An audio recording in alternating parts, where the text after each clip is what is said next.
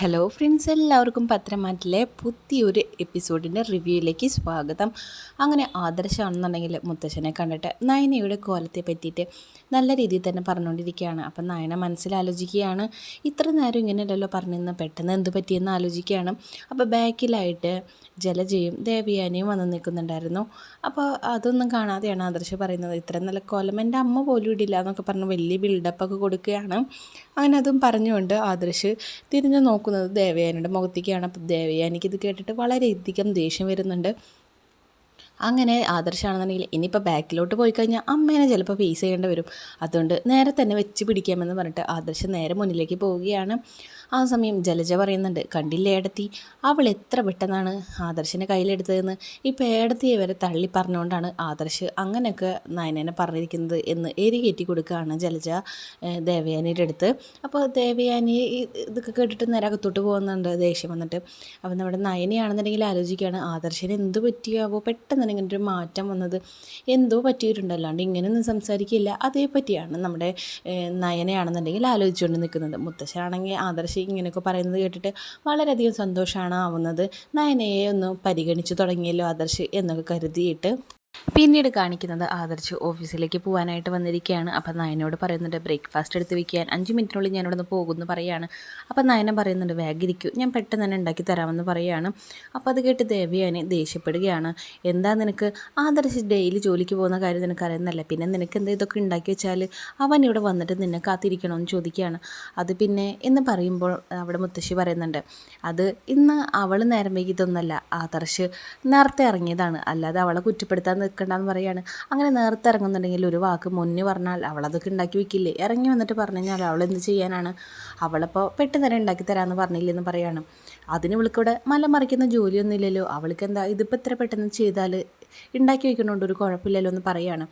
അപ്പം മുത്തശ്ശി അതിന് മറുപടിയായിട്ട് പറയുന്നുണ്ട്, നേരത്തെ ഭക്ഷണം ഉണ്ടാക്കി വെച്ചാൽ നീ തന്നെ പറയും അതെല്ലാം തണുത്താറിപ്പോയി എന്നും പറഞ്ഞിട്ട് കുറ്റപ്പെടുത്തും, നേരം വൈകിട്ട് ഉണ്ടാക്കി കഴിഞ്ഞാൽ ഇതുപോലെ വർത്താനം പറയും, അവൾ ചൂടോടെയാണ് എല്ലാവർക്കും ഭക്ഷണം ഉണ്ടാക്കി തരാറ്, നീ എന്തിനാ ദേവയാനി ഓരോന്നും പറഞ്ഞിട്ട് ഇങ്ങനെ നയനയുടെ അടുത്ത് ദേഷ്യപ്പെടാനായിട്ട് പോകുന്നതെന്ന് ചോദിക്കുകയാണ്. അപ്പോൾ ആദർശം മനസ്സിലാലോചിക്കുന്നുണ്ട്, അമ്മ മനഃപൂർവ്വം നയനയുടെ അടുത്ത് പ്രശ്നങ്ങൾ ഉണ്ടാക്കാനായിട്ട് നോക്കുകയാണെന്ന് ആദർശന് മനസ്സിലാവുന്നുണ്ട്. അപ്പം ദേവയാനിയുടെ ഭർത്താവ് എന്നിട്ട് പറയുന്നുണ്ട്, നീ വെറുതെ ഈ വീട്ടിൽ ഓരോ പ്രശ്നങ്ങൾ ഉണ്ടാക്കാൻ നിൽക്കേണ്ട ദേവയാനി, അവൾ ചൂടോടെ ഭക്ഷണം ഉണ്ടാക്കി കൊടുക്കാമെന്ന് പറഞ്ഞതല്ലേ, ഇന്ന് ആദർശ് നേരത്തെയാണ് ഇറങ്ങുന്നത് എന്ന് പറയുമ്പോൾ ആദർശ് പറയുന്നുണ്ട്, അതെ എനിക്കിന്നൊരു മീറ്റിംഗ് ഉണ്ടായിരുന്നു, അതുകൊണ്ട് ഞാൻ സ്വല്പം നേരത്തെ ഇറങ്ങുന്നുണ്ട്, അത് അവൾക്ക് അറിയില്ലായിരുന്നു എന്നും കൂടി പറയുകയാണ്. ആ സമയം ദേവയാനി ആലോചിക്കുന്നുണ്ട്, ഇവളെ പറഞ്ഞു കഴിഞ്ഞാൽ ഈ വീട്ടിലുള്ള എല്ലാവരും കൂടി എന്നെ കുറ്റക്കാരിയാക്കുമല്ലോ, കണ്ണിലെ അമ്മയും ഭർത്താവും എല്ലാവരും എല്ലാവർക്കും അവളെ പറഞ്ഞാൽ അത് മതിയല്ലോ എന്ന് പൊള്ളാനായിട്ട് എന്ന് ദേവയാനി പറയുകയാണ്. അപ്പോൾ ആദർശ് ഇനി ഒരു പ്രശ്നം ഉണ്ടാക്കണ്ടല്ലോ എന്ന് വെച്ചിട്ട് ആദർശ് പറയുകയാണ്, എനിക്കിപ്പോൾ ഭക്ഷണം വേണ്ട, ഞാൻ പുറത്തുനിന്ന് കഴിച്ചോളാമെന്ന് പറയുകയാണ്. അപ്പോൾ അവിടേക്ക് മുത്തശ്ശനും വരുന്നുണ്ട്, ജാനകിയും വരുന്നുണ്ട്. അപ്പോൾ ജാനകി പറയുകയാണ്, അങ്ങനെ ആദർശ് പുറത്തുനിന്ന് ഭക്ഷണം കഴിക്കുന്ന ഒരു സ്വഭാവമല്ലല്ലോ, പിന്നെ എന്താ നീ ഇങ്ങനെ പുറത്തുനിന്ന് കഴിക്കുമെന്ന് പറയുമ്പോൾ മുത്തശ്ശൻ പറയുന്നുണ്ട്, അത് സാരമില്ല, ഇവിടെ ഇത്ര അധികം ആൾക്കാരുള്ളതല്ലേ, നയനമോട് നിനക്കുള്ള ഭക്ഷണം എടുത്തുകൊണ്ട് വരും കഴിക്കാനായിട്ടെന്ന് പറയാണ്. അപ്പോൾ ആദർശ് പറയുകയാണ്, വേണ്ട ഞാൻ പുറത്തുനിന്ന് കഴിക്കോളാന്ന്. അപ്പോൾ വീണ്ടും ചോദിക്കുകയാണ് ജാനകി, നിനക്ക് അങ്ങനെ പുറത്തുനിന്ന് കഴിച്ച് ശീലമില്ലല്ലോ എന്ന് പറയുമ്പോൾ അത് പിന്നെ നയനയെ ബുദ്ധിമുട്ടിക്കണ്ട എന്ന് കരുതിയിട്ടാണ് എന്നും കൂടി പറയുകയാണ്. ഓഹോ അങ്ങനെ, ഓ ശരി എന്നൊക്കെ ജാനകി കളിയാക്കി പറയുകയാണ്. അപ്പോൾ ഇതൊക്കെ ദേവയാനി കേട്ടുകൊണ്ട് നിൽക്കുന്നുണ്ട്. അപ്പോൾ പറയുന്നുണ്ട്, അവൾക്ക് അതൊരു ബുദ്ധിമുട്ടൊന്നുമല്ല, അവൾ കൊണ്ടുവന്ന് തരുമെന്ന് പറയാണ്. അപ്പോൾ ആ സമയം ആദർശ് പറയാണ്, നീ ധൃതി പിടിച്ചിട്ടൊന്നും കൊണ്ടുവരാനായിട്ട് നിൽക്കണ്ട, എനിക്കൊരു മീറ്റിംഗ് ഉണ്ട്, സാവകാശത്തിൽ വന്നിട്ട് ഭക്ഷണം കൊണ്ടുവന്നാൽ മതി എന്ന് ആദർശ് പറയുകയാണ്. അങ്ങനെ അവിടെ നിൽക്കുന്ന മുത്തശ്ശൻ മരുന്നൊക്കെ കഴിച്ചോ എന്ന് ചോദിക്കുകയാണ്. അപ്പോൾ മുത്തശ്ശി ചോദിക്കുന്നുണ്ട്, എന്താ ആദർശ് നീ ഇത് പതിവില്ലാതെ മുത്തശ്ശനോട് അങ്ങനെ ചോദിക്കാൻ നിൽക്കുന്നതെന്ന് ചോദിക്കുകയാണ്. അപ്പം മുത്തശ്ശൻ പറയുന്നുണ്ട്, അത് പിന്നെ ഡോക്ടറെ കണ്ടപ്പോൾ എനിക്ക് കുറച്ച് വൈറ്റമിൻ ടാബ്ലറ്റ്സ് തന്നില്ലേ, അത് കഴിച്ചോ എന്ന് അവൻ ചോദിച്ചാന്ന് പറയാണ്. അപ്പം തന്നെ ആദർശിൻ്റെ അച്ഛൻ പറയുന്നുണ്ട്, നീ പോവാൻ നോക്ക്, ഇവിടുത്തെ കാര്യങ്ങളൊക്കെ ഞാൻ നോക്കിക്കോളാം, നീ ടെൻഷൻ ആവണ്ട എന്ന് പറയുകയാണ്. അങ്ങനെ അവൻ നായനോട് പറയുന്നുണ്ട്, ഞാൻ ദേ പോയിട്ട് വരാമെന്ന് പറഞ്ഞിട്ട് അവന് യാത്ര പറഞ്ഞിട്ട് അങ്ങനെ ഇറങ്ങാൻ നിൽക്കുന്ന സമയത്താണ് ആലോചിച്ചത്, അയ്യോ അമ്മയോട് യാത്ര പറഞ്ഞില്ലല്ലോ എന്ന്. അപ്പോൾ തന്നെ തിരിഞ്ഞിട്ട്, അമ്മേ ഞാൻ പോയിട്ട് വരാമെന്ന് പറയുകയാണ്. അപ്പോൾ ദേവയാനി, ശരി മോനെ നീ പോയിട്ട് വായോ എന്ന് പറഞ്ഞിട്ട് പറഞ്ഞയക്കുകയാണ്.